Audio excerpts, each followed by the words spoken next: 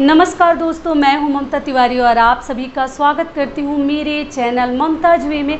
कैसे हैं आप सब? तो ये बताने के लिए कमेंट बॉक्स में जय माता दी हमेशा की तरह ज़रूर लिखें।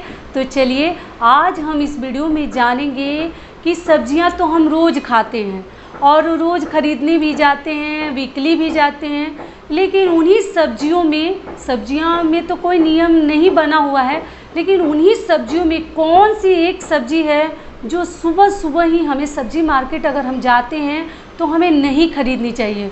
उससे जो है हमारा भी यात्रा शुभ नहीं होता, मतलब दिन शुभ नहीं जाएगा और सब्जी वाले का भी नहीं जाएगा।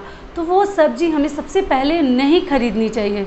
दूसरी चीज़ क्या है कि कौन सी एक और सब्जी है जो हमें यात्रा पर लेकर न जानी चाहिए, न कहीं से आनी चाहिए। तो इसके लिए मैं आपके साथ 4 टिप्स, 4 नियम शेयर करूंगी। तो आप बने रहिए मेरे साथ मेरे चैनल पर। अगर आपको मेरा वीडियो पसंद आता है तो प्लीज़ आप मेरे चैनल को सब्सक्राइब कर दीजिएगा, बेल आइकन को प्रेस कर दीजिएगा, जिससे मेरे वीडियो के नए नोटिफिकेशन आप लोगों के पास सबसे पहले पहुंचे। तो चलिए शुरू करते हैं कि वो सब्जी कौन सी है और कौन से वो 4 नियम हैं। तो सबसे पहला नियम है और वो सब्जी है कि करेला हमें जब सुबह हम सब्जी मार्केट अगर जाते हैं, सुबह सुबह सब्जी लेने लेट से जाएं तो कोई बात नहीं है। अगर उस दुकानदार की बोहनी नहीं हुई है तो हमें जो है करेला से शुरुआत नहीं करनी चाहिए।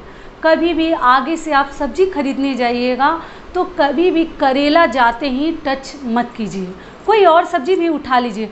करेला हमारे हेल्थ के लिए इतना अच्छा है, फिर भी करेला को इतना अपशगुन बना के रखा गया है। तो करेला कभी भी आप टच मत करिए, क्योंकि उस दुकानदार का भी जो है बोहनी सही नहीं होगा, दिन शुभ नहीं जाएगा, बिक्री अच्छी नहीं होगी और आपके लिए भी दिन कड़वा कड़वा ही जाएगा।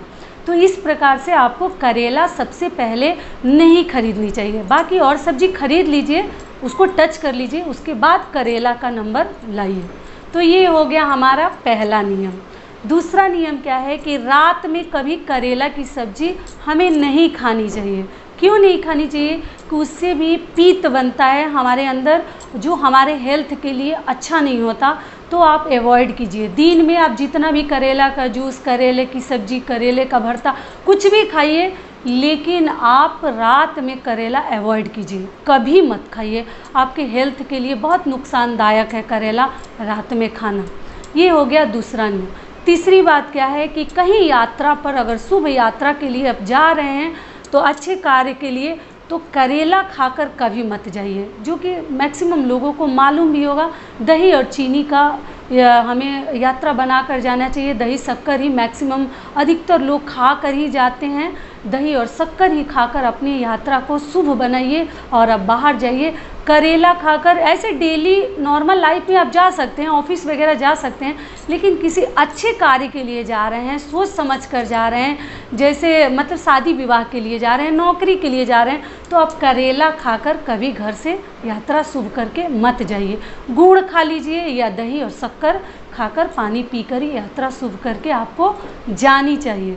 तो ये हो गया हमारा तीसरा नियम। चौथा नियम है कि देखिए, कभी भी अगर हम दूर दराज मतलब 2-4 दिन के लिए या कहीं अपने गांव घर जा रहे हैं, तो हमारे घर में जैसे ना सब्जियां बच जाती हैं, तो या तो हम आस पड़ोस दे देते हैं लोगों को। अचानक मान लीजिए जाना पड़ जाता है और हम बहुत सारी सब्जियां खरीद कर लाए हैं उसी दिन या एक दिन पहले, और वो सब्जियां हमारे फ्रिज में बहुत सारी बची रहती हैं, तो हम लोग आस पड़ोस मैक्सिमम तो दे ही देते थे। लेकिन अभी कोरोना की वजह से ना हम देना चाहते हैं, ना सामने वाला कुछ हमारे घर का लेना चाहते हैं।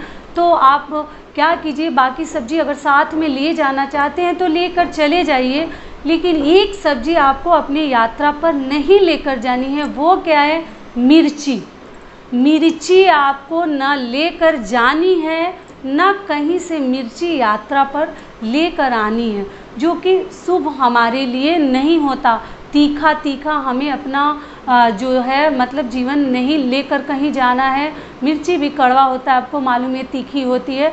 तो मिर्ची लेकर भी कहीं यात्रा पर जाना और आना शुभ नहीं होता। तो मिर्ची आगे से आप ध्यान रखिएगा, कभी यात्रा पर मिर्ची लेकर मत जाइए और करेला खाकर मत जाइए। और सबसे पहले करेला खरीदना शुरू मत कीजिए, नहीं तो वो जो दुकान वाला है पीछे से आपको कोसेगा, गाली देगा। तो इसलिए कभी भी करेला से शुरुआत सब्जी खरीदते समय आपको ध्यान रखनी चाहिए। मत कीजिएगा कि शुरू में जाते ही करेला ही हाथ में उठा लिए। तो यही हमारे कुछ नियम थे सब्जियों को लेकर, जो मैंने आपके साथ शेयर कर दिया। आशा करती हूँ, उम्मीद करती हूँ कि इस वीडियो से आप लोग को थोड़ा सा लाभ मिलेगा। फिर मिलती हूँ एक नए वीडियो में, तब तक के लिए नमस्कार। स्वस्थ रहिए, सुरक्षित रहिए और जहाँ भी रहिए मुस्कुराते रहिए। अगर मेरा वीडियो आप लोग को पसंद आता है, कोई भी वीडियो, तो प्लीज़ उसको शेयर भी कीजिएगा।